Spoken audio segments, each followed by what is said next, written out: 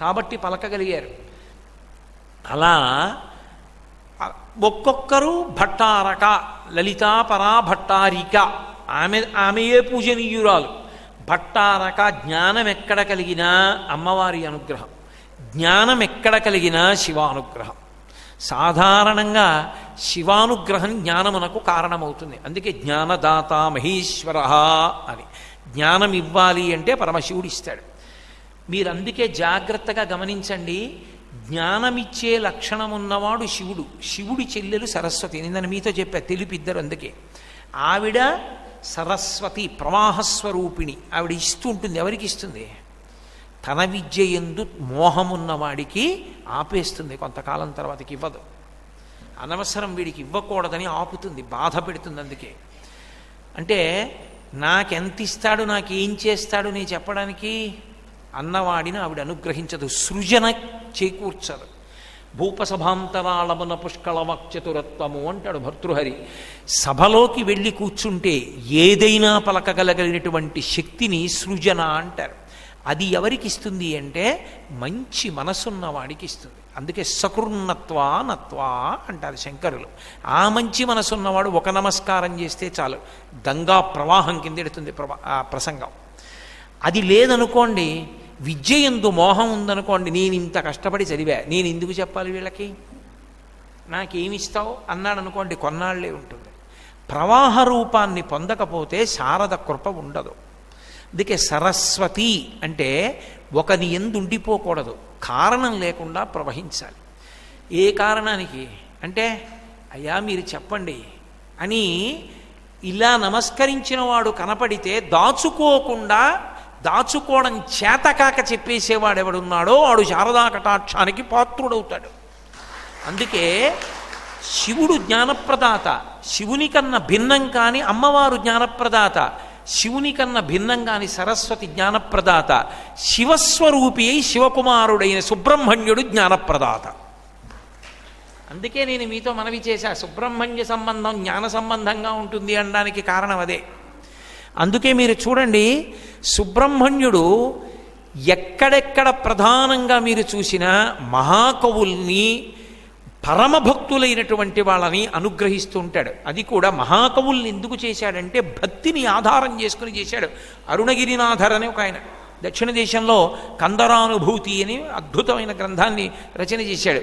ఆయన అరుణాచలంలో ఉండేటటువంటి దేవాలయంలో పైన కూర్చుని చిలుక రూపంలో కిలిగోపురం అంటారు ఇప్పటికీ, కీర్తనలు పాడుతుండేవాడు. పరకాయ ప్రవేశం చేసి ఆయన మీద ఏదో కోపం వచ్చి ఆయన శరీరాన్ని కాల్చేశారు. పాపం చిలక రూపంలో ఉండిపోయాడు. ఆయనకి ఒకానొకప్పుడు ఆయన పైనుంచి కిందకి దూకేస్తుంటే సుబ్రహ్మణ్యుడు పట్టుకున్నాడు, 2 చేతులతో పట్టుకుని ఆయన అనుగ్రహించాడు. ధారాపాతమైనటువంటి కవిత్వం వచ్చింది.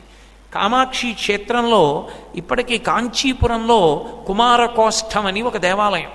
అక్కడే సన్యాస స్వీకారానికి ముందు నేను సన్యాసం తీసుకుంటున్నానని తెలియక ఆఖరి స్నానం బ్రహ్మచారిగా చంద్రశేఖరేంద్ర సరస్వతి మహాస్వామి, ప్రాతస్మరణీయులు, కంచికామకోటి పీఠాధిపత్యం వహించిన మహాపురుషులు, వేరొక సుబ్రహ్మణ్యావతారులు, వారు చిట్ట చివరి బ్రహ్మచారి స్నానం కుమారకోష్టంలోనే, వారికి తెలియకుండా. ఆ కుమారకోష్టంలో ఒకప్పుడు అనుగ్రహించి కవిత్వం చెప్పించాడు ఒక కవి చేత. ఇప్పటికీ మీరు లోపలికెడితే తైలవర్ణ పటాలు ఉంటాయి. నేను చెప్పడం ఏమిటి, మీ అందరికీ బాగా తెలుస్తుంది, మీ ముందు నీ చెప్పడం ఏమిటి. ఆ ఒక కవిని అనుగ్రహించాడు. నువ్వు చెప్పు, నేను అనుగ్రహిస్తున్నాను, నీలో ఉండి పలుకుతున్నాను అన్నాడు, పోతన గారితో రామచంద్రమూర్తి పలికించినట్టు. ఆయన అంతా పలికాడు, సభ తీర్చాడు, గ్రంథావిష్కరణ సభ. ఆ రోజుల్లో ఏదో ఓ పెద్ద కాగితంలో కట్టేసి ఇంకక్కడి నుంచి అన్నీ అంటించేసి నరసింహస్వామి హిరణ్యకశిపుణ్ణి చీల్చేసినట్టు గోళ్లు పెట్టి పీకేస్తే తప్ప విడిపడకుండా కాగితాల పొట్లాలు కట్టడం ఉండేది కాదు. గ్రంథావిష్కరణము అంటే తాను పుస్తకాన్ని రచన చేస్తే ఆ గ్రంథ వైభవం ఏమిటో ఎవరు రచించాడో వాడు చెప్పాలి, గ్రంథ పరిచయకర్త అని ఎవడో ఇంకోడు చెప్పడం. గ్రంథావిష్కరణ చేసేవాడు ఎవడో వచ్చి కత్తిరించడం. వీడేం చేస్తాడు, పుస్తకాలు అమ్ముకుంటూ ఉంటాడు. అందుకు కాదు పుస్తకాల రోజుల్లో తనేం రాశాడో చెప్పడానికి. ఆ పుస్తకం విలువ ఉన్నదా? ఉంటే 10 మంది వ్రాతపతులు రాసుకునేవారు. అంతేగాని తను పుస్తకం రాయడం, ముద్రణకు 10 మంది దగ్గరికి వెళ్ళడం, అక్కడి నుంచి పుస్తకాలు అమ్ముకుంటూ ఉండడం, ఇలాంటి పిచ్చి పనులు ఉండేవి. పోతన గారంతటి వారు చేసి రామచంద్రుడి దగ్గర పెట్టారు. ప్రజలు కావాలనుకుంటే వాళ్ళు పుచ్చుకుంటారు. నేను బట్టికెళ్ళి అమ్ముకోవడం, నేను బట్టికెళ్ళి ప్రతులు ఇవ్వడం ఏమిటన్నారు. తరిగొండ వెంగమాంబ గారు చేయలే, కొండకెళ్ళి రాసుకున్నారు. ఎక్కడ సరస్వతీ కటాక్షం ఉందో దాని వెంట ప్రజలు పడతారు, తాను పడక్కర్లా, తాను దుకాణాలు పెట్టి అమ్ముకోక్కర్లా.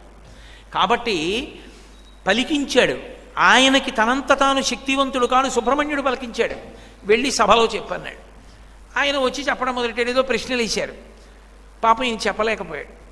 చెప్పలేకపోతే తప్పు పట్టారు. నీకేం చేత కాదు, నువ్వు రాశావని. నేను వస్తున్నాను, నేను చెప్తానని సుబ్రహ్మణ్యుడే వచ్చి మాట్లాడాడు. అది కుమారకోష్టం. అంత గొప్పగా అనుగ్రహించాడు. ఒక రోజున ఎందుకంటే అలా చేయడం, ఆయనలోనే ఉండి ప్రశ్నలకు జవాబులు చెప్పించేయచ్చుగా అని మీరు నన్ను అడగచ్చు. అన్నీ చెప్పించేశాడు అనుకోండి. ఆయనకి సుబ్రహ్మణ్యానుగ్రహం వల్ల నిండైన భక్తి కలిగిన చోట అనుగ్రహిస్తాడు తప్ప ప్రతివాణ్ణి అనుగ్రహించాడన్న విషయం తెలియదు. ఆయన కవి అంటారంతే. ఆయన కవి అవ్వడానికి, అంత గొప్ప కవిత్వం రాయడానికి కారణం ఆయన మంచి మనస్సు, ఆయన భక్తికి అలా అనుగ్రహించాడు కవితాధార అని లోకానికి తెలియాలంటే ఆయన ఒక రోజు చెప్పలేనిది రెండో రోజు సుబ్రహ్మణ్యుడు వచ్చి పూరించి నేనే చెప్పించా వాడితో. ఏమిటి అనుమానం మీకు? ఆయన భక్తుడు చెప్పించా, నువ్వు అహంకారివి, నీ చేత చెప్పించానన్నాడు.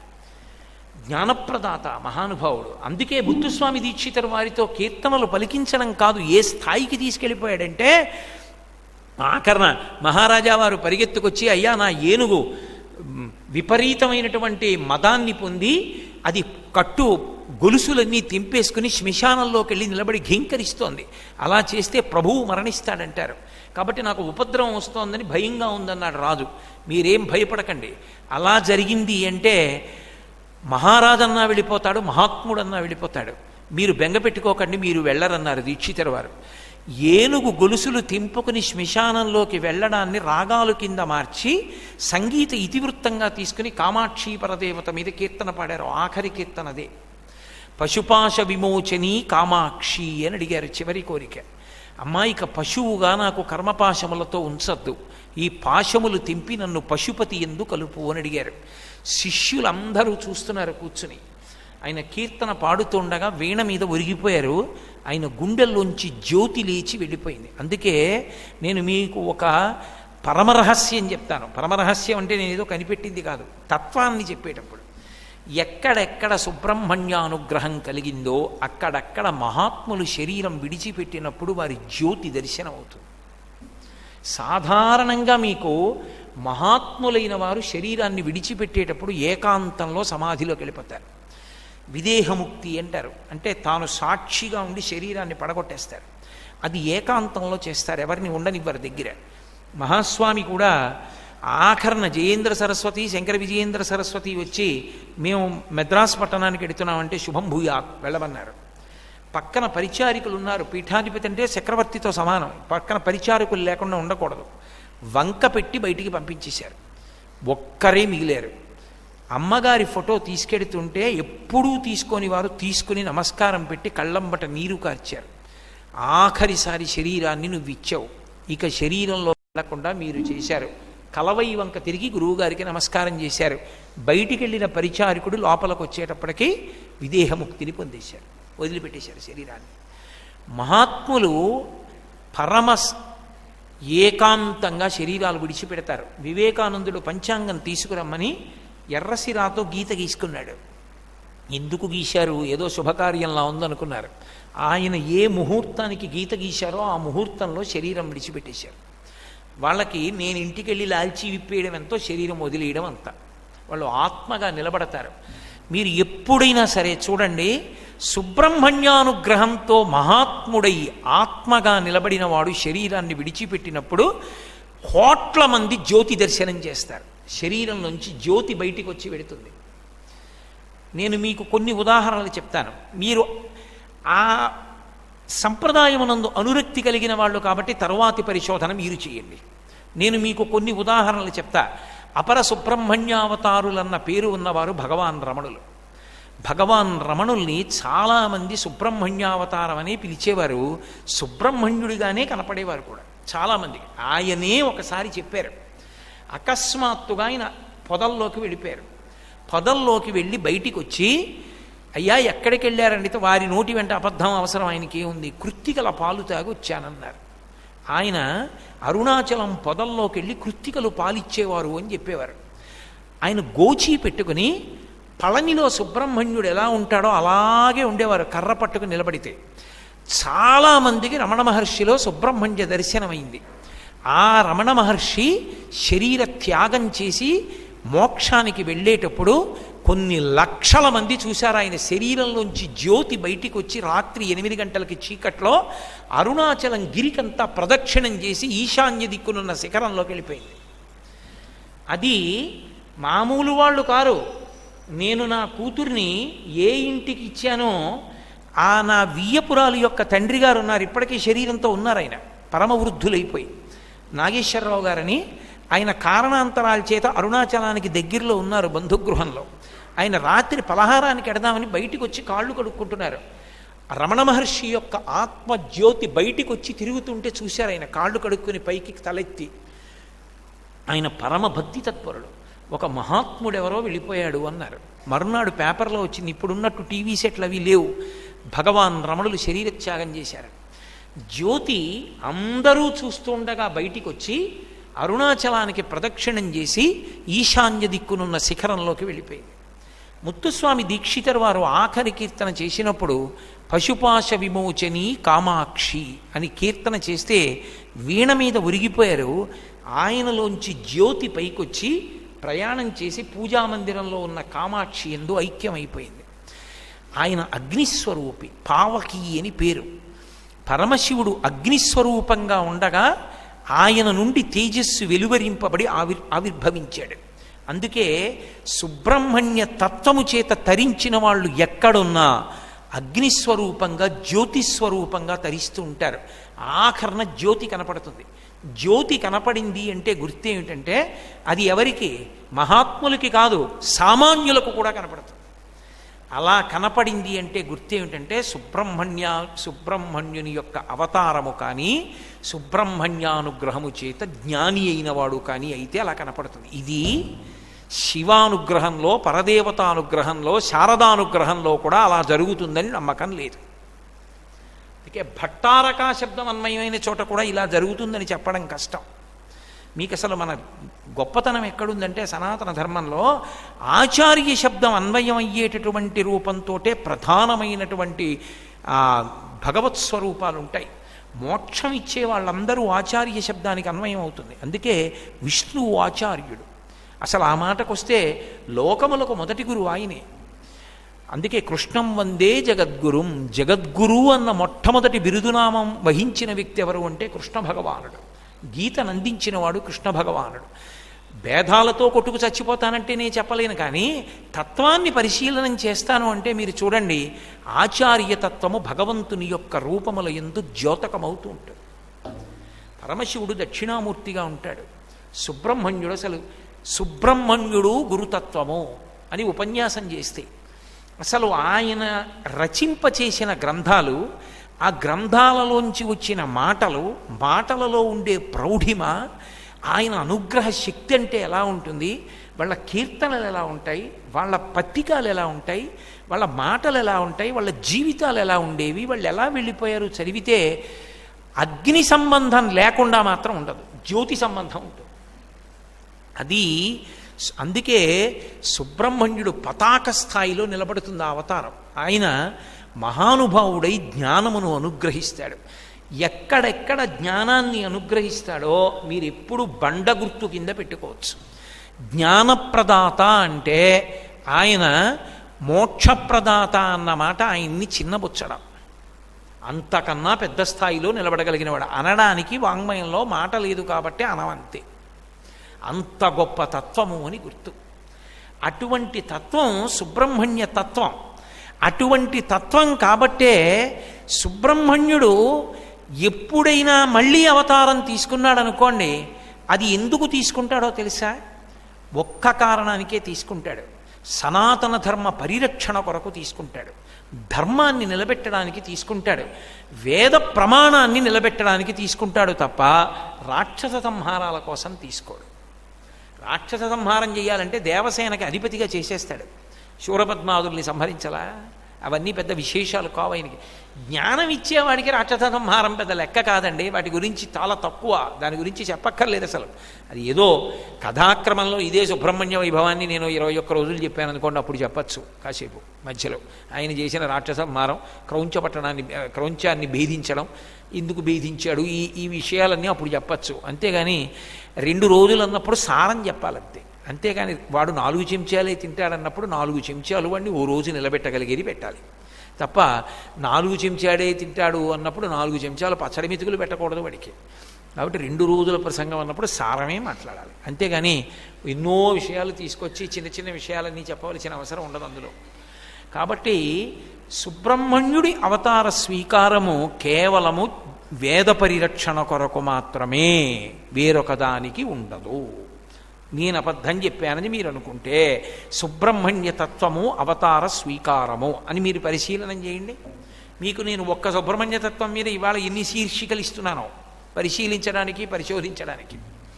సుబ్రహ్మణ్య తత్వము అవతార వైశిష్ట్యము నేను మీకు 1-2 పరిచయం చేసే ప్రయత్నం చేస్తాను అన్నాను కాబట్టి.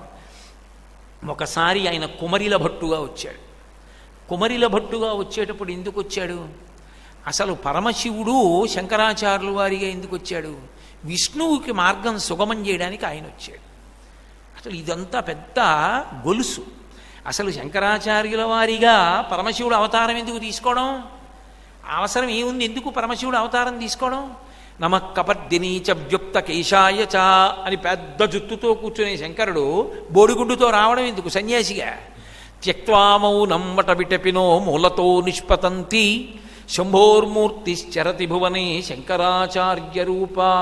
ఎక్కడో వటవృక్షం కింద మౌనంతో చిన్ముద్రతోటి తనని ఆశ్రయించినటువంటి సనకసనందనాదులందరికీ కూడా జ్ఞానకటాక్షం చెయ్యగలిగినటువంటి పరమశివుడు మౌనాన్ని విడిచిపెట్టి నోరు విప్పి మాట్లాడుతూ ఒకచోట కూర్చునే శంకరుడు ఆ చోటు విడిచిపెట్టి ఆసేతు హిమాచల పర్యంతమో పాదచారి అయి పర్యటిస్తూ లోకానికి బోధ చేస్తూ తిరగవలసిన అవసరం ఎందుకు వచ్చింది? విష్ణువు యొక్క మాట నిలబెట్టడానికి వచ్చింది శంకరుల అవతారం. విష్ణువు ఎప్పుడు మాట ఇచ్చారు? ద్వాపర యుగంలో ఆయన ఒక మాట అన్నాడు, యదా యదా హి ధర్మస్య గ్లానిర్భవతి భారత అన్నాడు ఆయన. నేను అవతారం ఎప్పుడు తీసుకుంటానో తెలుసా అన్నాడు. ధర్మమునకు హాని కలిగితే వస్తాను అన్నాడు. ధర్మం చెడిపోతుంటే నేను వస్తాను. ధర్మం ఎవరి చేత ప్రోక్తం? ఎవరు చెప్తారు ధర్మాన్ని? ధర్మం నేను చెప్తే ధర్మం అవ్వదు, మీరు చెప్తే ధర్మం అవ్వదు, వేదం చెప్తే ధర్మం అవుతుంది. అయ్యో మీ మాట ఏమైనా వేదం ఏమిటండి అంటారు. అంటే వేదం చెప్పింది ధర్మం, వేదం చెప్పనిది ధర్మం కాదు. వేదం చెప్పనిది నువ్వు ఎంత చేసినా నువ్వు ధర్మమునందు నిలబడిన వాడవు కావు. అది అభ్యున్నతి కారకము కాదు. వేదం ఎలా చెప్పిందో అలా బతుకు, అది అభ్యున్నతికి కారణం. నిచ్చెన మీద పైకి ఎక్కితే ఎక్కుతావు తప్ప నిచ్చెన మీద ఉన్నాను కదండి అని కిందకి దిగితే పైకి ఎక్కవు. నేను కదులుతున్నాను కదండి నువ్వు ఉయ్యాల్లో కూర్చుని 2 రోజులు ఊగితే కాశీ వెళ్ళవు, ఓ బండెక్కితే కాశీ పెడతావు. వేదం ఎలా చెప్పిందో అలా చేస్తే ఈశ్వరుడి వైపుకి పెడతావు. అది వేద ధర్మం. ఆ వేదము చెప్పిన ధర్మమునకు ఎప్పుడైనా ఇబ్బంది కలిగితే నేను అవతారం తీసుకుంటానన్నాడు. ద్వాపర యుగం వరకు బాగుంది. కలియుగం దగ్గరికి వచ్చేటప్పటికి ముడిపడింది. ఎందుకని? కలియుగంలో లక్షణం ఉంది, రాక్షసులకు ఉపాధి లేదు. రాక్షస ఉపాధి అన్నది కలియుగమునందు సృజింపబడదు. అప్పటి వరకు రాక్షస ఉపాధులు ఉన్నాయి. కలియుగం దగ్గరికి వచ్చేటప్పటికి రాక్షసుడు రాక్షస ఉపాధితో ఉండడు. అందుకే రాక్షస దర్శనాలు ఉండవు ఎక్కడ. అక్కడ రాక్షసుడు ఉన్నాడండి చూసొద్దామంటే ఎక్కడ ఉండరు, కనపడరు. ఎందుకు కనపడరంటే అసలు ఉపాధిని సృజించడు బ్రహ్మగారు. అది యుగ లక్షణం, యుగ ధర్మం అది. మరి రాక్షసుడు ఎక్కడ ఉండాలని అడిగారు. మనిషి మనసులో ఉండన్నారు. కాబట్టి ఎక్కడ ఉంటాడు? మనుషుల మనసులోనే ఉంటాడు. ఇప్పుడు మనుష్యుల మనసులలో రాక్షసుడు ఉంటే వాడు అందరిలాగే తీర్థయాత్రకు వచ్చి బాంబు పీలుస్తాడు. వాడు అందరిలాగే గంగా స్నానానికి వెళ్ళి హారతులు చూస్తుంటే బాంబు పెడతాడు. వాడు రాక్షసుడైతే పట్టుకోవచ్చు, వాడు మనుష్యుడు. విభూతి పుండ్రాలు ఎట్టుకుని బొట్టు ఎట్టుకొస్తే ఎవడు పట్టుకుంటాడు వాడిని? వాడి మనసులో ఉన్నాడు. ఇప్పుడు నువ్వు ఎంతమందిని చంపుతావు? రాక్షసుడంటే ఉపాధి దొరికింది, చంపావు. మనుష్యుల్ని ఎలా చంపుతావు? ఎలా కుదురుతుంది? మనుష్యులలో ఉన్న రాక్షసుణ్ణి తరిమి కొట్టాలి. ప్రబోధం ఒక్కటే మార్గం. బోధ చెయ్యాలి. బోధ చేసి సనాతన ధర్మం మీద దాడి జరిగింది. అవైదికమైన మతములన్నీ విజృంభించిపోయి వేదధర్మం లుప్తమైపోతోంది. విష్ణువిచ్చిన మాట శివుడు నిలబెట్టాడు. ఎందుకని అవి అన్నీ వేరు కావు, ఒకటే కాబట్టి. అందుకని శివుడు శంకరాచార్యుల వారిగా చేతిలో కర్ర పట్టుకుని వచ్చారు సత్యదండం. ఎవడురా అవైదికమైన మాట మాట్లాడుతున్నవాడో కర్రతో కొట్టి నోరు మూయిస్తానని బయలుదేరారు. బ్రహ్మచారిగా ఉంటే తిరగడం కుదరదు, గురువుగారి దగ్గర ఉండాలి. గృహస్థుగా ఉంటే భార్యాబిడ్డల్ని పోషించాలి. వానప్రస్థ అయితే భార్యతో కలిసి అడవిలో కూర్చోవాలి. సన్యాసి అయితే అంతా తిరగచ్చు. తిరిగి అవైదికమైన వాదనలను ఓడించవచ్చు. తిరగడానికి వీలుగా ఉంటుందని ఆపత్సన్యాసం తీసుకున్నారు. తీసుకుని ఆసేతు హిమాచల పర్యంతం పర్యటించారు. ఎన్నాళ్ళు ఉండడానికి వచ్చారు ఆయన? 8 ఏళ్లే. ఆ తరువాత ఓ కారణానికి 16 ఏళ్ళు ఉంటానన్నారు. వ్యాసుల వారు అడిగారు కాబట్టి ఇంకో 16 ఏళ్ళు ఉంటానన్నారు. 32 ఏళ్ళు. అసలు ముందు 8 ఏళ్లే. 8 ఏళ్లలో వాళ్ళ నాన్నగారు ఇంత పని చేయడానికి బయలుదేరి వస్తున్నారు. 8 ఏళ్లలో వాళ్ళ నాన్నగారు శంకరాచార్యుల వారిగా వచ్చే లోపల అసలు వేదధర్మం మీద దాడి చేసి వేదధర్మాన్ని పాడు చేస్తున్న వాళ్ళు ఎవరున్నారో వాళ్ళని ముందు కొంతవరకు పాడు చేసి ఇది సత్యం కాదని తాను నిరూపణం చెయ్యాలి. వేదం పాడవుతుంటే చూస్తూ ఊరుకోలేని వాడెవరంటే సుబ్రహ్మణ్యుడు. అందుకే కుమరిల భట్టుగా వచ్చాడు ఆయన, కర్మిష్ఠిగా వచ్చాడు. ముందు పండడం ఎక్కడ ప్రారంభమవుతుందండి? పిండి ఉంటేనే పండు. పిండి లేకుండా పండు ఎక్కడి నుంచి వస్తుంది? ముందు పిండి ఉండాలి, తర్వాత కాయ అవ్వాలి, తర్వాత దోరకాయ అవ్వాలి, తర్వాత పండు పండాలి. పండు పండితే విడిపోతుంది. ముందు ఆచారం లేకుండా ఎక్కడ పండుతావు? ఆచారం ఉండాలి. ఆచారకాండని నిరసించకూడదు. ఆచారకాండ పట్టుకోవాలి. వీళ్ళందరూ ఎందుకు ఇలా ఉన్నారు? నువ్వు ఆరాధన చెయ్యాలి అనుకుంటే వేదం విధించింది. వాళ్ళు సరదా పుట్టిలా లేరు. వేదం ఒక మాట చెప్పింది, వికచ్చ అనుత్తరీయశ్చ నగ్నశ్చ అవస్త్రయేవ చ అని చెప్పింది మంత్రంలో. ఆచారకాండలో ఒక మాట చెప్పింది, ఎప్పుడైనా నేను ఇలా ప్రవచనం చేస్తున్నాను పర్వాలేదు, అలా నిలబడి దండం పెట్టాను పర్వాలేదు, నేను వెళ్ళి అక్కడ ఏదైనా పూజ చెయ్యాలనుకున్నాను అనుకోండి, వికచ్చ గోచి పోసి కట్టుకోకపోతే తప్పు, చేయకూడదు. అనుత్తరీయశ్చ పైన ఉత్తరీయం వేసుకోకుండా ఉండకూడదు. అనుత్తరీయశ్చ నగ్నశ్చ గోచీపోసి పంచకట్టుకుని పైన ఉత్తరీయం లేకుండా వెళ్ళి కూర్చుని ఎవడు పూజ చేస్తాడో ఆ పూజని స్వీకరిస్తాడు ఈశ్వరుడు. ఎలా స్వీకరిస్తాడంటే నగ్న పూజ చేశాడని వ్యతిరేక ఫలితం వేస్తాడు. నే చెప్పట్ల, వేదం చెప్తోంది. అందుకని అనుత్తరీయశ్చ నగ్నశ్చ అవస్త్రయేవచ, వాడు నగ్నశ్చ అవస్త్రయేవచ, వస్త్రము లేనివాడు. ఎందుకో తెలుసా అండి? నగ్న అన్న మాటకు అర్థం బట్ట లేనివాడు అని కాదు, బట్ట లుంగీగా కట్టుకున్నవాడు అని. అంటే ఇప్పుడు నేను మళ్ళీ వేదంలో ఆ మంత్రాలన్నింటికీ ఎందుకు అలా అర్థం వస్తుంది అని చెప్పడం చాలా కష్టం, చాలా సమయం తీసేసుకుంటుంది. బట్ట ఇలా తిప్పి ఇలా కట్టేసుకున్నాను అనుకోండి, నగ్నం అనే గుర్తు. గోచి పోశాను అనుకోండి, నేను బట్ట కట్టుకున్నానని గుర్తు. ఎందుకంటే దిక్కులు ఆవిష్కరింపబడతాయి అప్పుడు. మళ్ళీ అది పంచకట్టుకి సంబంధించి పటలపన్నంలో చెప్తుంది వేదం. అందుకని దిక్కులు తెలియాలి అంటే పంచగోచి పోసి కట్టాలి. కట్టి ఉత్తరీయం ఉంటే ఈశ్వరారాధనకి అర్హుడు. ఆచారకాండలో మీరు నిబద్ధతతో ఉన్నారనుకోండి, జ్ఞానావిర్భావమునకు అది హేతు అవుతుంది. ఇప్పుడు ఆయన అమెరికాలో ఎక్కడో చదువుకుని వచ్చాడండి, పరపర కోసి పారేయగలడు గుండెకాయని.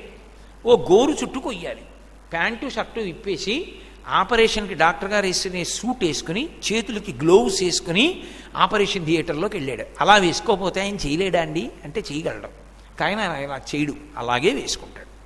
ఎందుకని? అదొక మర్యాద. ఆయన అలా వేసుకోగానే ఆయనకి దాని మీద దృష్టి నిలబడుతుంది. నేను డాక్టర్ని, నా వ్యక్తిగత అభిప్రాయాలతో ఆ శరీరానికి నాకు సంబంధం లేదు. నల్లగా ఉన్నవాళ్ళంటే అసహ్యం అనుకోండి ఒక ఆయనకి. లోపలికి వెళ్ళి నల్లగా ఉన్నాడు, వీడి గోరు చుట్టూ కొంచెం 2 అంగుళాలు యువతల వరకు కోసేస్తానండం. లేకపోతే తెల్లగా ఉన్నాడు పాపం కొయ్యడం ఏమిటి, బాధపడతాడని కొయ్యకుండా ఉన్నాడు.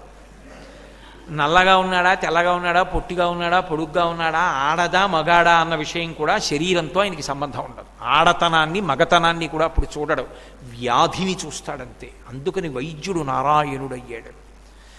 అలా నిలబడడానికి కావలసినటువంటి పవిత్రత మనసుకి ఆ వస్త్రం ఇచ్చింది.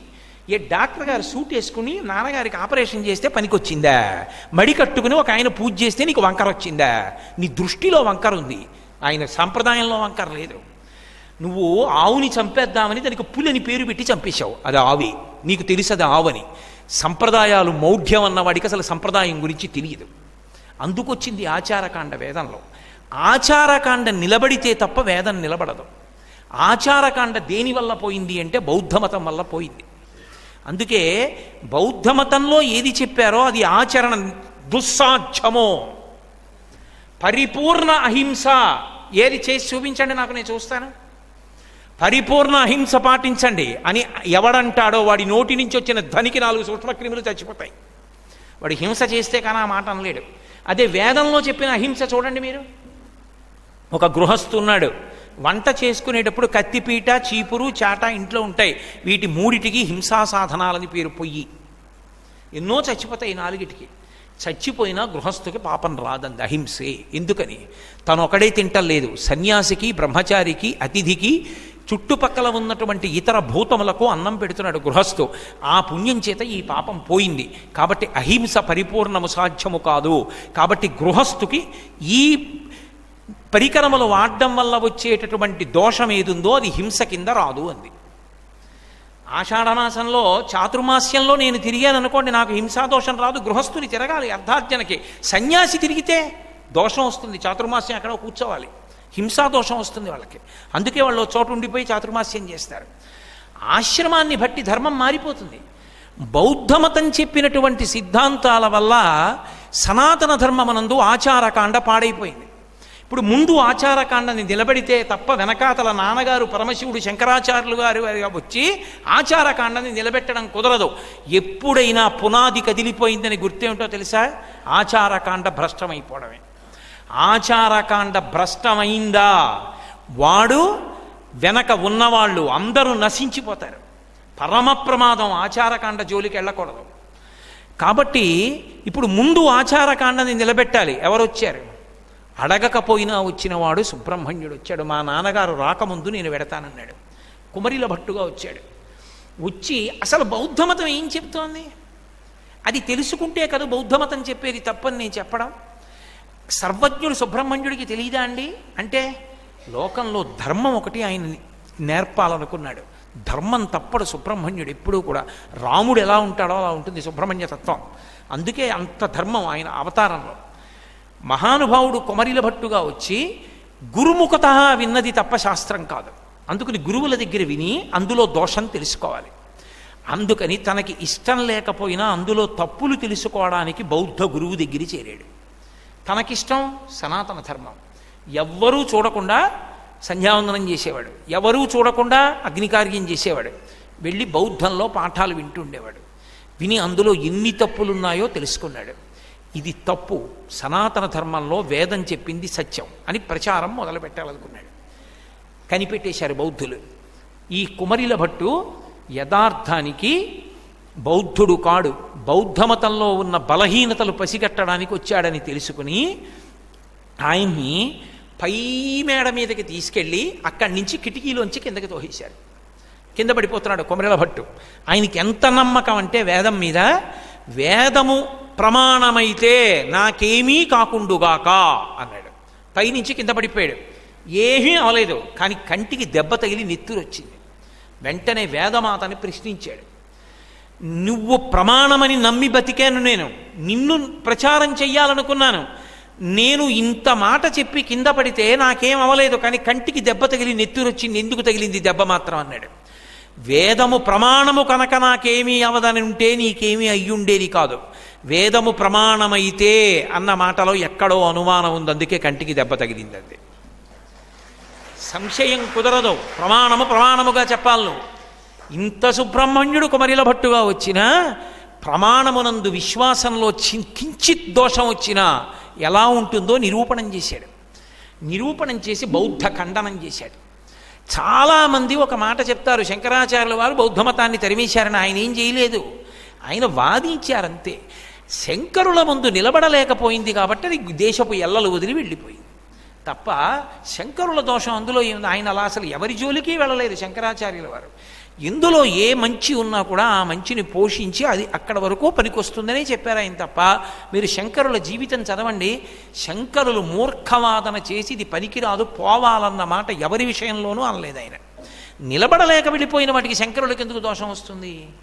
కాబట్టి కుమరిల భట్టు బౌద్ధమతంలో ఉన్న లోపాలన్నిటినీ కూడా చెప్పి మళ్ళీ వేదములో ఉన్న ఆచారకాండ ఎందు ప్రజలకి అనురక్తి కల్పించాడు.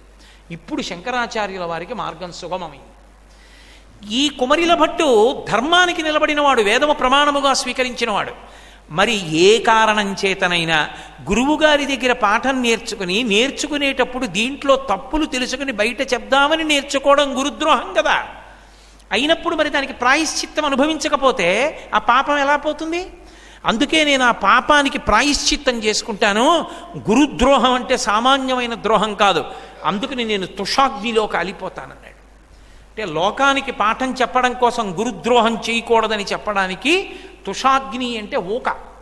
ఇటకల బట్టీలని మీరు ఎప్పుడైనా చూశారో లేదో, తూర్పుగోదావరి జిల్లాలో కనబడతాయి. ఊక పోసేసి ఊకకి కింద ఎక్కడో నిప్పెడతారు, అది వ్యాపిస్తూ వస్తుంది. ఎంత వేడంటే ఊక కాలుతున్నప్పుడు ఆ ఊక మధ్యలో కూర్చున్నాడు. కింద నుంచి అది కాలుతూ వస్తుంటే ఆ సెగకి శరీరంలోంచి నెత్తురు వదిలిపెట్టేసి మాంసం ముద్దలు ముద్దలుగా పడిపోతుంది. చివరికి అందులోనే ఆహుతి అయిపోతుంది. అంత బాధకి ఓర్చి శరీరాన్ని విడిచిపెట్టేశాడు. ఎందుకు విడిచిపెట్టాడంటే నేను చేసిన గురుద్రోహం అటువంటిది. వేద ప్రమాణాన్ని నేను ప్రచారం చేసినా బౌద్ధ గురువుల దగ్గర నేర్చుకున్నప్పుడు మాత్రం తప్పు చేశాను. ఆ తప్పుకి ప్రాయశ్చిత్తం చేసుకోవలసిందే. అంతటి ధర్మమూర్తి సుబ్రహ్మణ్యుడు. నేను మీతో చెప్పా, సుబ్రహ్మణ్య తత్వం ఎప్పుడైనా అగ్ని శిఖ ఎందే ఐక్యమవుతుంది అని. అందుకే తుషాగ్ని ఎందే ఐక్యమైంది. జ్వాల కనపడాలి కదా, అందరికీ కనపడుతుండగా తుషాగ్ని జ్వాల ఎందు ఐక్యమైపోయాడు. కాబట్టి ఎప్పుడెప్పుడు వేదాన్ని పరిరక్షించాలో అప్పుడప్పుడు సుబ్రహ్మణ్యుడు అవతార స్వీకారం చేస్తుంటాడు తప్ప. అందుకే రాక్షస సంహారాలకు ఆయన అవతార స్వీకారం చేయడిగా. జ్ఞాన ప్రచారానికి, వేద ప్రమాణాన్ని నిలబెట్టడానికి ఆయన ముందుంటాడు. రెండవ అవతారంగా వచ్చాడు, జ్ఞాన సంబంధనాయనారుగా వచ్చాడు. అందుకే తల్లి పాలు తాగగలిగాడు. శీర్ఘాళి అని క్షేత్రం చిదంబరం దగ్గర నుంచి కుంభకోణం వైపుగా వెడుతుంటే ఉంటుంది. అద్భుతమైనటువంటి క్షేత్రం, 3 అంతస్తులుగా ఉండి అక్కడే శ్రీ మహావిష్ణువు తన ఒంటి చర్మం తీసి పరమశివుడికి ఒక పెద్ద అంగీ కుట్టించి ఇచ్చారు. ఆ అంగీ కుట్టించి ఇచ్చినటువంటి విష్ణువు యొక్క మూర్తి కూడా అక్కడ ప్రతిష్ఠింపబడి ఉంటుంది. 3 అంతస్తుల్లో 3 రూపాలతో ఉంటారు. ఆ శీర్ఘాళి కోనేటిలోనే జ్ఞాన సంబంధనాయనార్ తండ్రి సంధ్యావందనం చేసుకోవడం కోసమని వెడుతుంటే పిల్లవాడు ఏడిచాడు, నన్ను కూడా తీసుకెళ్ళమని. కొడుకుని తీసుకుని వెళ్ళాడు బ్రాహ్మణుడు. వెళ్ళి ఓ ఎత్తైన మంటపం, కళ్యాణ మంటపం అది, దాంట్లో కూర్చోపెట్టి సంధ్యావందనం చేసుకుని స్నానం చేద్దామని చెప్పి వెడుతున్నాడు. కోనేటిలో దేవాలయం కోనేరు ఉంటుంది కదా, దాంట్లోకి వెడుతున్నాడు. వెడుతూ అనుమానం వచ్చింది, నేను అఘమర్షణ స్నానానికి ములుగుతాను కదా, ములిగినప్పుడు ఈ పిల్లాడు భయపడి అరుస్తాడేమో నాన్నగారు నాన్నగారు అని. ఇదేంటి ములిగిపోతున్నారు, కాసేపు ములుగుతారు కదా మరి ముక్కు మూసుకొని, ఇప్పుడు నాన్నగారు కనపడలేదని వీడు ఏడిస్తే అని అనుమానం వచ్చి కొడుకు దగ్గరికి వచ్చి, నాన్న నువ్వు నన్ను నాన్నగారు అంటావు కదూ, ఇంట్లో అమ్మని అమ్మ అంటావు కదూ, అసలు నాన్నగారు అమ్మ ఎవరో తెలుసా? నేను అమ్మ కాదు, నాకు నీకు లోకాలకి అన్నిటికీ అమ్మా నాన్న వాళ్ళు అని గోడ మీద పార్వతీ పరమేశ్వరుల్ని చూపించాడు. నీకు భయం వేసిందనుకో, అమ్మా నాన్నగారండి అని పిలువు, వాళ్ళిద్దరు వస్తారే అన్నాడు. చిన్న పిల్లవాడు తండ్రి చెప్పిన మాట నమ్మాడు. తండ్రి వెడుతున్నాడు, చూస్తున్నాడు పిల్లాడు అలా. ఆయన వెళ్ళి కోనేటిలో ములిగాడు. అయ్యి బాబోయ్ నాన్నగారు కనపడలేదని భయం వేసింది. భయం వేయగానే తండ్రి చెప్పిన మాట గుర్తొచ్చింది. ఇటు తిరిగి అమ్మా అమ్మా నాన్నగారండి నాన్నగారండి అని పిలిచాడు. పరమశివుడు అన్నాడు, వాడు బొమ్మ కాదు అమ్మే అని నమ్మి పిలుస్తున్నాడు. అది బొమ్మ అనుకున్న వాళ్ళకి బొమ్మ కానీ అమ్మ అనుకున్న వాళ్ళకి అమ్మే, పద వెడదాం అన్నాడు అని గబగబా ఇద్దరు నందివాహనం మీద వచ్చి మంటపం దగ్గరికి వచ్చి చెరో పక్క కూర్చుని, ఏమిటో పిల్లాడా ఎందుకు ఏడుస్తావు, నాన్న వచ్చేస్తాడు నాన్న నాన్న వచ్చేస్తాడు నాన్న అని బతిమాలుతున్నాడు. వాడు ఏడుస్తున్నాడు.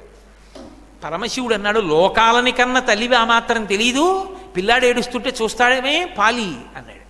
ఆవిడంది, ఏమిటో పాలి పాలి అని తేలిగ్గా చెప్తున్నారు, నా పాలు తాగితే ఏమవుతుందో తెలుసా అంది. ఏమవుతుంది అన్నాడు. మీరు తెలిసిపోతారని. శివజ్ఞానం వస్తుంది, శివుడు అవుతాడు. నేనవుతానో నేను తెలుస్తానో తర్వాత మాట, ముందు అమ్మతనం నిలబెట్టుకో, ఇచ్చేయి పాలన్నాడు. అలాగే అని అమ్మా అమ్మ అని ఏడుస్తున్నాడు కదూ, ఆవిడ వెంటనే పాలిచ్చేసింది. పార్వతీదేవి యొక్క క్షీరాన్ని త్రాగాడు. సుబ్రహ్మణ్యుడు అవతారం కదా మరి, మహానుభావుడు జైనుల్ని ఓడించడానికి వచ్చింది అవతారం. అమ్మ పాలు తాగాడు. వాళ్ళిద్దరు కనపడతారా ఏమి? తండ్రి తిరిగి వచ్చాడు. తిరిగి వచ్చి ఆ పిల్లాడిని ఎత్తుకున్నాడు. పాలున్నాయి మూతి పక్కన, పాలు ఎక్కడవిరా అన్నాడు. మీరు చెప్పారుగా అమ్మని పిలిచాను పాలు ఇచ్చింది అన్నాడు. తండ్రి నమ్మలేదు. ధూర్తుడా, ఎవరి పాలు తాగేవరా అని దెబ్బలాడి తుడిచి తీసుకెడుతున్నాడు.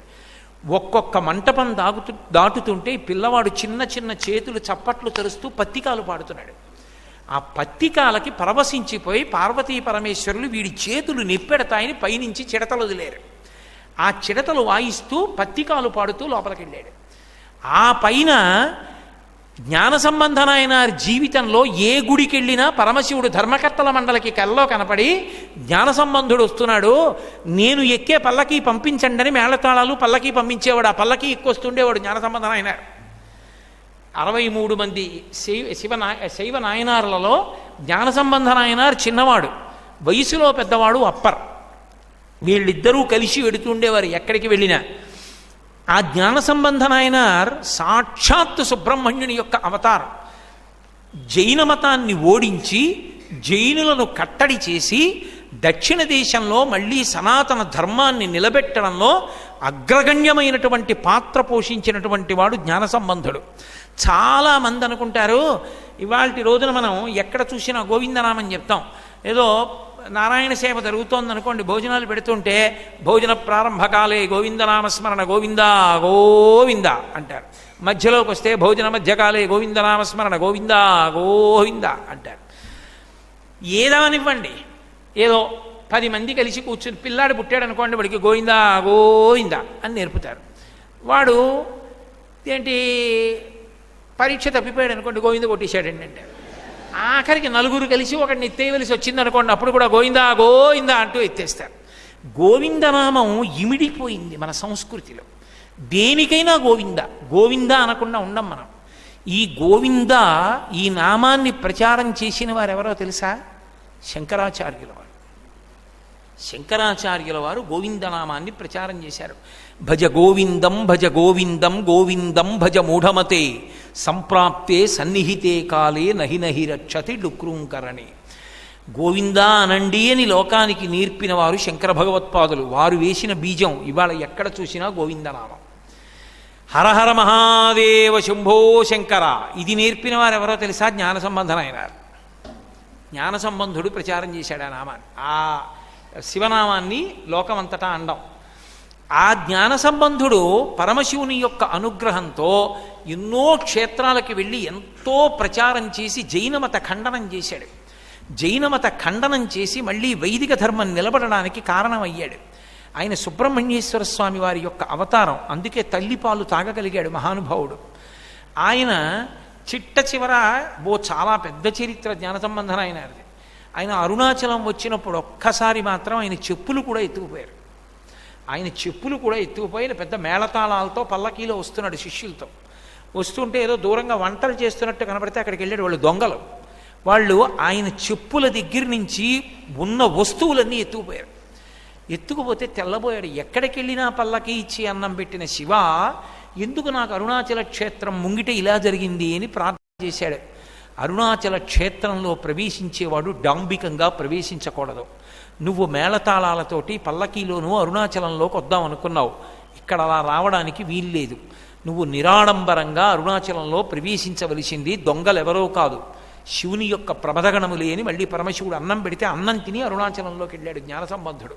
ఆయన జీవితంలో అలా జరిగింది ఒక్క అరుణాచల క్షేత్రంలోనే. అంత గొప్ప క్షేత్రం ఆ క్షేత్రం. కాబట్టి జ్ఞాన సంబంధర్ 16వ ఏట వద్దంటున్నా పెళ్లి చేశారు. పెళ్లి చేస్తే ఆయన అన్నాడు, పెళ్లికి అందరు వచ్చారుగా బంధువులు, భార్య పక్కన చేరిందిగా, అందరం శివదర్శనం చేసుకొద్దాని రండి అన్నాడు. ఆయన శివాలయంలోకి వెళ్ళాడు. అంతరాలయంలో పెద్ద జ్యోతి పుట్టింది. ఆ జ్యోతి ఏదో కాదు, శంకరుడే. రండి, ఎవరెవరు నాతో శివునిలో చేరిపోదామనుకుంటున్నారో వాళ్ళు నాతో కలిసిపోవచ్చని తాను వెళ్ళిపోయాడు. ఆయన భార్య వెళ్ళిపోయింది, పిల్లనిచ్చిన వాళ్ళు వెళ్ళిపోయారు, కన్నవాళ్ళు వెళ్ళిపోయారు, ఊళ్ళో వాళ్ళు వెళ్ళిపోయారు. ఎంతమంది వెళ్ళారో అంతమంది ఆ జ్యోతి యందు ఐక్యమైపోయారు. నేను మీతో మనవి చేశా, సుబ్రహ్మణ్య సంబంధం ఉన్న వాళ్ళు జ్యోతి ప్రకటనంగా కనపడుతుండగా ఐక్యమవుతారని. జ్ఞాన సంబంధనాయనారు కూడా అలాగే ఐక్యమయ్యారు. అందుకే సుబ్రహ్మణ్యేశ్వర స్వామి వారి యొక్క వైభవాన్ని పరిశీలనం చేసినప్పుడు ప్రకటనంగా మీకు ద్యోతకమయ్యే విషయం ఏమి అంటే ఆయన అవతార స్వీకారము కేవలముగా ఏదో రాక్షస సంహారాల కోసం చెయ్యడు. ఆయన దేవసేనాధిపతిగా చేసేస్తాడు. దేవసేనాధిపతిగా చెయ్యడము అన్న మాటకు అర్థం ఏమిటంటే సుబ్రహ్మణ్య ఆరాధనము చేత వాసనాబలము క్షయమవుతుంది. వాసనాబలం క్షయమవడం అంత తేలిక విషయం కాదు. ఒక్క సుబ్రహ్మణ్యారాధనకే లొంగుతుంది. అందున కుజగ్రహం యొక్క శక్తి అంతా ఇంత కాదు. అంత కుజగ్రహం యొక్క శక్తి ఉన్నటువంటి మంగళవారం నాడు సుబ్రహ్మణ్య ఆరాధన పరమశ్రేష్టము అని సంప్రదాయంలో నిర్ణయింపబడింది. ఆశ్చర్యం ఏంటంటే వేరొక తేదీల్లో రావలసిన నేను మంగళవారం నాటి ప్రసంగంతో సుబ్రహ్మణ్య వైభవం పూర్తయ్యేట్టు నన్ను సుబ్రహ్మణ్యుడు ఇక్కడికి తీసుకురావడం. అంటే నన్ను తీసుకురావడం వెనక తేదీలు నిర్ణయించింది మీరు కాదు, నేను కాదు, ఆయన. నువ్వు అలా రావాలని తీసుకొచ్చావు. కాబట్టి మంగళవారం సుబ్రహ్మణ్యారాధనం చాలా విశేషంగా చేస్తారు. కుజగ్రహాన్ని నియంత్రించగలిగిన శక్తి ఉన్నవాడు సుబ్రహ్మణ్యుడు ఒక్కడే, అది దేవతగా. అటువంటి మహానుభావుడైనటువంటి సుబ్రహ్మణ్యుణ్ణి ఆరాధన చేస్తే దేవతాగణములు రాక్షసగణములు ఇక్కడే ఉంటాయి. దేవతాగణములు అంటే దివ్వు అంటే ప్రకాశము, మంచి బుద్ధులు, మంచి ఆలోచనలు. మంచి ఆలోచన లేస్తుంది, చెడు ఆలోచన లేస్తుంది. చెడు ఆలోచన మంచి ఆలోచనని తొక్కేసింది అనుకోండి, రాక్షస గణములు గెలిచాయని గుర్తు. నేను ఇలా వెళ్ళిపోతుంటే, ఇంత ప్రసంగం చేసి వెళ్ళిపోతుంటే నాకు బంగారం గొలుసు కనపడింది అనుకోండి, తప్పు ఎందుకురా సుబ్రహ్మణ్యుడి గురించి చెప్పి గొలుసుకు ఆశపడతావు. ఎవరిదో వాళ్ళకి శ్రీనివాస్ కుమార్ గారికి ఇచ్చేయి, ఎవరిదో అడిగి మైక్లో ఇచ్చేస్తారు అనిపించింది అనుకోండి, దేవతాగణాలు మాట్లాడే ఏమిట్రా సుబ్రహ్మణ్యుడే ఇచ్చాడు, ఆయన రూపంలో వచ్చిస్తాడేంటి, కింద పడే కాలుతో తొక్కి ఎవరో చూడకుండా జేబులో పడేసుకో అందనుకోండి, రాక్షసగణాలు మాట్లాడాయి. ఇప్పుడు నేను గొలుసు జేబులో పడేసుకుంటే రాక్షసగణాలకి లొంగాను, శ్రీనివాస్ కుమార్ గారికి ఇచ్చేస్తే దేవతాగణాలకి లొంగాను. ఈ దేవతాగణములు రాక్షసగణములు రెండూ మాట్లాడడం అనేటటువంటిది అందరిలోనూ ఉంటుంది. మీ విషయం నాకు తెలియదు, మీలో దేవతాగణములే మాట్లాడతాయేమో, నాలో రెండూ మాట్లాడుతుంటాయి. కానీ అలా మాట్లాడకుండా దేవతాగణములే మాట్లాడడం ఎప్పుడు ప్రారంభమవుతుందో తెలుసా? సుబ్రహ్మణ్యారాధన వలన ప్రారంభమవుతుంది. ఆయన దేవసేనాధిపతి. సేనాధిపతి ఎక్కడుంటే సైన్యం అక్కడ ఉంటుంది. ఆయనని ఇక్కడ పెట్టుకున్నప్పుడు దేవతలు ఇక్కడ ఉంటారు. అంటే మంచి ఆలోచనలు, మంచి వృత్తులు ఉంటాయి. ఎందుకో తెలుసా? మీరు ఒకటి బాగా జ్ఞాపకం పెట్టుకోండి, నిన్న నా ప్రసంగం అక్కడే మొదలుపెట్టా. అసలు మీరు 5 ఇంద్రియ ద్వారములలోంచి లోపలికి ఏం పంపుతారన్న దాన్ని బట్టే మనసు తయారవుతూ ఉంటుంది. ఈ లోపలికి ఏ వెడతాయో అదే మనసు అవుతుంది. ఈ లోపలికి మీరు వేటిని పంపుతున్నారు, ఏం చూస్తున్నారు, ఏం చదువుతున్నారు, ఏం వింటున్నారు, దాన్ని బట్టి మనసు. మీరు చూడని దాన్ని మనసు కోరదు. మీరు ఏది చూశారో అది మనసు కోరుతుంది. మీరు చూపించకూడనివి చూపించినప్పుడు అసలు మనసు కోరదు, సాత్వికంగా ఉంటుంది. ఇక్కడ సుబ్రహ్మణ్యుడు కూర్చున్నంతకాలం దేవతాగణములే నిలబడతాయి. నిలబడినప్పుడు అసలు రాక్షసగణముల మాట ఉండదు. కాబట్టే వాళ్ళకి పలుకుతూ ఉంటాడు ఈశ్వరుడు, ఎప్పుడూ పలుకుతూ ఉంటాడు.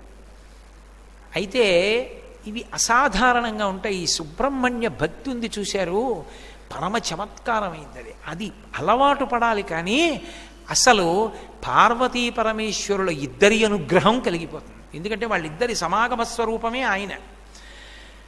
నేను మీకు ఒక ఉదాహరణ చెప్పాలి, దానికోసం తలబాదుకుని ఇప్పుడు నేను 2 గంటలు మాట్లాడక్కర్లేదు. తేలిగ్గా అర్థం అవ్వాలంటే మీకు నేను ఉదాహరణ చెప్తా. చంద్రశేఖరేంద్ర సరస్వతి మహాస్వామి గురించి తెలియని వాళ్ళు ఉండరు. నడిచే దేవుడిని పేర్గాంచిన మహాపురుషులు, కంచికామకోటి పీఠాధిపత్యం వహించిన ప్రాతస్మరణీయులు. వారిని తరచుగా ఒక ప్రశ్న అడుగుతుండేవారు. మీ అన్నగారే కదా మహాదేవేంద్ర సరస్వతి స్వామివారు, అంతటి నిష్ఠాగరిష్ఠుడు కదా, అంత వేదం చదువుకున్నారు కదా, అంత గురుభక్తి తత్పరులు కదా, గురువుగారు మసూచితో ఉండగా దగ్గరికి వెళ్ళొద్దు అంటే గురుసేవ కన్నా నా జీవితంలో ఇంకొకటి లేదని కదా గురుసేవ చేశారు. అటువంటి మహాదేవేంద్ర సరస్వతి స్వామి వారు 20 రోజులు కూడా బతకలేదు పీఠాధిపత్యం తీసుకుని. ఆయన 20 రోజులు కూడా ఉండలేదు. అమ్మవారు తీసుకెళ్ళిపోయింది. మిమ్మల్ని శతాయుష్కుణ్ణి చేసింది. మిమ్మల్ని 100 ఏళ్ళు ఎందుకు ఉంచింది? ఆయన్ని 20 రోజులు కూడా ఎందుకు ఉంచలేదు? ఏదో ఉండాలిగా కారణం. ఎందుకు మిమ్మల్ని ఉంచింది, ఆయన ఉంచలేదు? ఏమిటి కారణం అయి ఉంటుంది అని అడిగేవారు. ఆయన ఎప్పుడూ చెప్పేవారు కాదు. ఆయనకి తెలియకనుకుంటున్నారా? ఆయనకి తెలుసు. ఆఖరికి నాకు సరిగ్గా జ్ఞాపకం ఉంటే ఆయనకి 80-90 సంవత్సరాల వయస్సు మధ్యలో మళ్ళీ ఒక అంతేవాసి ఇదే ప్రశ్న వేశాడు. ఆ రోజున ఆయన గొణిగారు, ఒక గొణుగుడు. ఈ ప్రశ్న ఎప్పుడో అడిగా అమ్మని నేనన్నారు. అడిగితే ఆవిడ ఏమందో తెలుసా నాతో, వాడు దైహికంగా పోయాడు, నువ్వు మానసికంగా పోయావు అని అన్నారు. వాళ్ళకి అర్థం కాల, ఏమిటి మాట, మళ్ళీ వెంటనే అడిగితే బాగుంటుందా ఆయన్ని. అందులో అప్పటికి ఆయన పరిస్థితి ఏమిటి, ఒక మాట మాట్లాడి ధ్యానంలోకి వెళ్ళిపోయేవారు. ఆఖరాఖరణ ఆయన అనుగ్రహ భాషణాలు కూడా ఏదైనా ఒక విషయం గురించి మాట్లాడవలసి వస్తే సుధా సింధోర్మధ్యే అనేవారు, మళ్ళీ జారిపోయేవారు ధ్యానంలోకి. ఇప్పటికీ ఉన్నారు ఆంధ్రదేశంలో మహానుభావుడు అటువంటి ఆయన, మాట్లాడుతూ మాట్లాడుతూ ధ్యానంలోకి జారిపోతుంటారు. ఇప్పటికీ పేరు ఎందుకు లేండి, కానీ అమ్మ దర్శనం చేస్తుండేవారు. మళ్ళీ బహిర్ముఖులై సుధా సింధోర్మధ్యే అంటే అని 4 మాటలు చెప్పి మళ్ళీ జారిపోయేవారు. ఆఖరాఖరి అంత తేలిగ్గా ధ్యానంలోకి ఆయన సమాధిలోకి వెళ్ళిపోతుండేవారు. ఆయన ఇంకా అందరూ ఆయన్ని చుట్టూ ఉన్న వాళ్ళు గట్టిగా పట్టుకుంటే పెద్ద నవ్వు నవ్వి ఒక మాట చెప్పారు. వాణ్ణి దైహికంగా పొమ్మన్నాను అన్న మాటకు అర్థం ఏమిటంటే, వాడు పరమ వైదిక నిష్ఠాగరిష్ఠుడు, సమాజంలో పాపం ఎక్కువైపోతోంది, ఇందులో ఇమిడి సంచారం చేసి కడగలేవు, అందుకుని శరీరం విడిచిపెట్టేసి నువ్వు విదేహముక్తిని పొంది నాలోకి వచ్చేయని తీసేసుకున్నాను.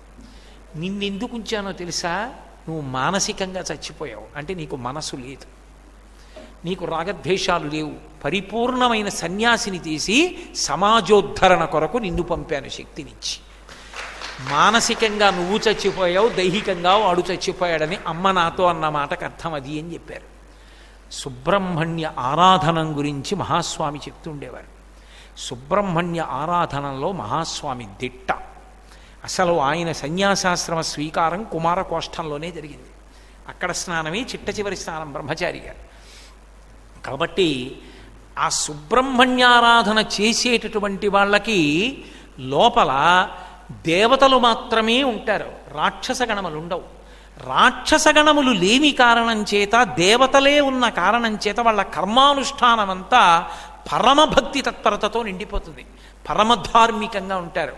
అప్పుడు వారి మాట ఏమవుతుందంటే, వారు మాట్లాడినది సత్యం అవదు, వారు సత్యమును మాట్లాడడం కాదు, వారు మాట్లాడినది సత్యం అవుతుంది. ఒక అల్పాయుర్దాయం ఉన్నవాడు వచ్చి నమస్కారం చేస్తే దీర్ఘాయుష్మాన్ భవ అన్నారనుకోండి, ఆయన అన్నారు కాబట్టి దీర్ఘాయుష్మంతుడు అవుతాడు, ఆయన మాట అబద్ధం అవడానికి వీల్లేదు. ఇక కారణం సుబ్రహ్మణ్య ఆరాధన ఆ శక్తికి ఎత్తేస్తుంది మనిషిని. అందుకే శంకరాచార్యుల వారు ఒక అద్భుతమైనటువంటి ప్రయోగం చేశారు. పూజలో పంచాయతనాన్ని ప్రవేశపెట్టారు. మీ ఇష్టదైవం ఎవరుంటారో వారు మధ్యలో ఉంటారు, చుట్టూ 4 ఉంటారు. ఉదాహరణకి నేను శైవుణ్ణి అనుకోండి, పరమేశ్వరుణ్ణి నా కులదైవం ఆరాధ్య దైవం అనుకోండి, పరమేశ్వరుడు మధ్యలో ఉంటాడు, చుట్టూ విఘ్నేశ్వరుడు, సూర్యుడు, విష్ణువు, అమ్మవారు అంబిక 4 ఉంటారు. నేను భేదభావంతో పూజ చేయకూడదు. శివుణ్ణి ఆరాధన చెయ్యాలి అంటే తిన్నగా పువ్వు శివుడి మీద వెయ్యకూడదు. వీళ్ళ అనుమతి లేకుండా నేను వెళ్ళలేను.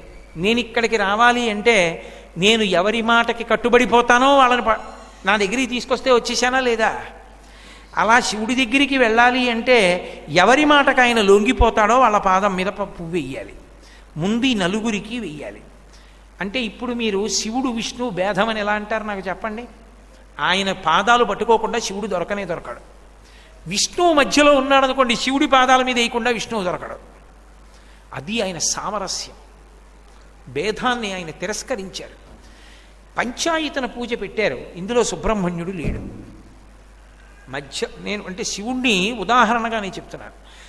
శివుడు మధ్యలో ఉండి విఘ్నేశ్వరుడు, సూర్యుడు, విష్ణువు, అంబిక 4 ఉన్నారు, మధ్యలో శివుడు ఉన్నాడు. సుబ్రహ్మణ్యుడేడి?